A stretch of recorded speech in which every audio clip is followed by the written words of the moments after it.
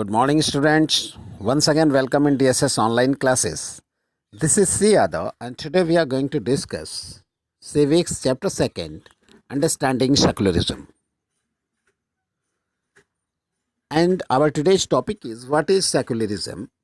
As we already discussed initially about this topic in last chapter, the Indian Constitution, but in this chapter we are going to discuss about secularism broadly. हम इस पाठ में इस लेशन में secularism के बारे में विस्तृत अध्ययन करने जा रहे हैं, जबकि हम पिछले लेशन में सेकुलरिज्म के बारे में थोड़ा कंसाइज संक्षिप्त अध्ययन किए थे. तो व्हाट इज सेकुलरिज्म? धर्मनिरपेक्षता क्या है? पंथ निरपेक्षता क्या है? According to Indian constitution, secularism is a type of practice in which no religion is announced officially religion of the state.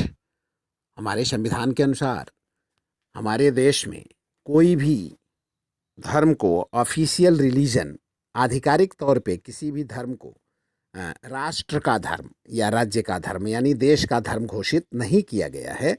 अर्थात कि हम सेक्युलर कंट्री हैं, हम पंथ निरपेक्ष हैं, हम धर्म निरपेक्ष राष्ट्र हैं. India is a secular country because in our country every and each religion is given equal respect by the state. हमारे देश के द्वारा प्रत्येक धर्म को समान सम्मान दिया जाता है, कोई भेदभाव इसमें नहीं किया जाता है.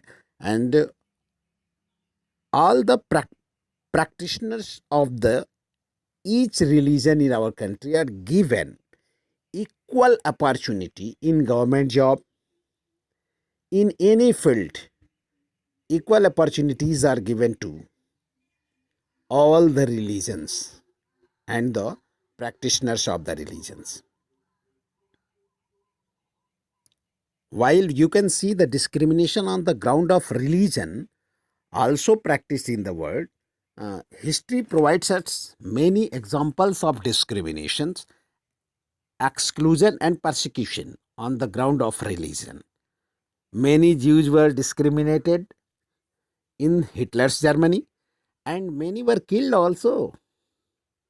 हिटलर का जर्मनी, जब हिटलर द्वितीय विश्व युद्ध सेकेंड वर्ल्ड वार के टाइम में हिटलर जर्मनी में तानाशाह शासक बना, उस समय बहुत सारे ज्यूज लोग जो डिस्क्रिमिनेट किए गए और बहुत सारे ज्यूज को जान से मार दिया गया.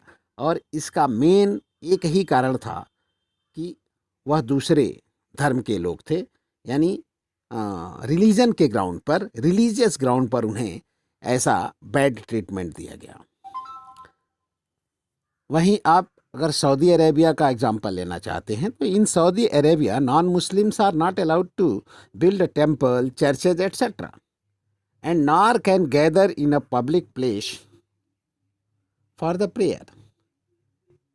नॉन मुस्लिम्स सऊदी अरेबिया में ना तो अपने धर्म का कोई पूजा स्थल बना सकते हैं जैसे मंदिर, मस्जिद, गुरुद्वारा, और ना ही वह सार्वजनिक स्थानों पर अपने धर्म के प्रचार में, अपने धर्म को निभाने के लिए, प्रेयर के लिए कलेक्ट हो सकते हैं, इकट्ठा हो सकते हैं.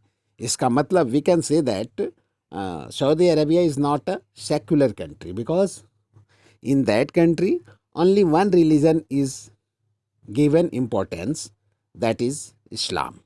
यानी सऊदी अरेबिया में केवल एक ही धर्म को महत्व दिया जाता है, सम्मान दिया जाता है, वह इस्लाम है. प्रत्येक धर्म को वहाँ समान रूप से रेस्पेक्ट नहीं किया जाता है. इसलिए हम कह सकते हैं कि सऊदी अरेबिया एक नॉन सेकुलर कंट्री है, एक वह धर्मनिरपेक्ष राष्ट्र नहीं है.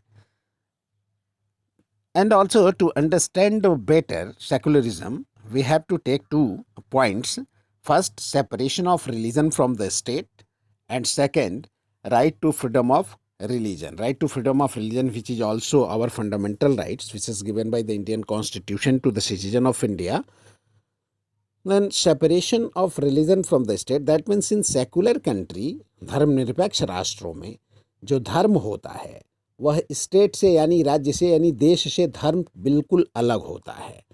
जबकि आप अगर हम पुराने समय की बात करें, इन पास्ट हिस्ट्री, हम बीते हुए इतिहास के बारे में अगर बात करें, तो आपने देखा होगा कि बहुत सारे राज्यों में जब राजा तो होता था, लेकिन राजा अपने राज्य की किसी भी विषय पर बात करने के लिए सबसे पहले या तो वह पंडित पुजारी और पादरी, जो चर्च का वो होता है, और उनसे परामर्श लिए बिना कोई काम नहीं करता था।